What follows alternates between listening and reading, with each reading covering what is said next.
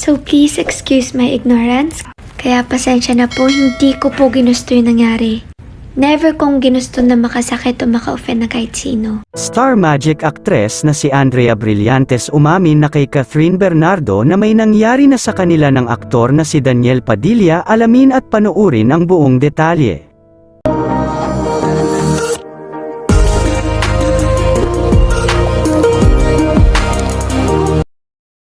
Kamakailan lamang ay tila nagimbal ang lahat ng Kathniel fans noong mabalita ang hiwalay na ang kanilang mga idolo hanggang sa kumpirmahin na nga ito ng ex-lover na sina Catherine Bernardo at Daniel Padilla noong November 30, 2023. Na talaga namang ikinalungkot at labis na nagluksa ang mga tagahanga ng mga ito maging ang mga iilang artista na supporter ng Kathniel dahil nagtapos lamang ang 11 taon na relasyon nila sa ganoon na lamang.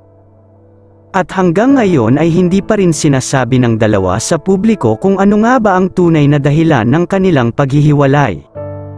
Ngunit ayon sa mga kumakalat na balita ay ang aktres na si Andrea Brillantes ang dahilan ng kanilang paghihiwalay dahil alam naman nito na sila ni Catherine Bernardo ng aktor ay bakit pinatulan pa nito ang aktor na si Daniel Padilla. Muli ngang nag-trending ang aktres na si Andrea Brillantes ngayon dahil kinumpirma lamang ngayon ng Philippine Entertainment Portal na umamin na ang aktres kay Catherine Bernardo na totoong may nangyari sa pagitan nila ng aktor na si Daniel Padilla. Ayon pa sa Philippine Entertainment Portal ay sa mismong bahay pa ng aktor na si Daniel Padilla na halos katabi lang ng bahay ng ina nitong si Carla Estrada nangyari ang hindi dapat na mangyari kina Andrea Brillantes at Daniel Padilla.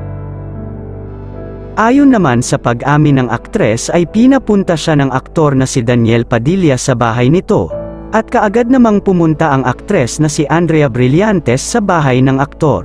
Ayon pa rito ay mas pinili na lamang itago ang relasyon nila ng aktor na si Daniel Padilla mula pa noong taong 2021.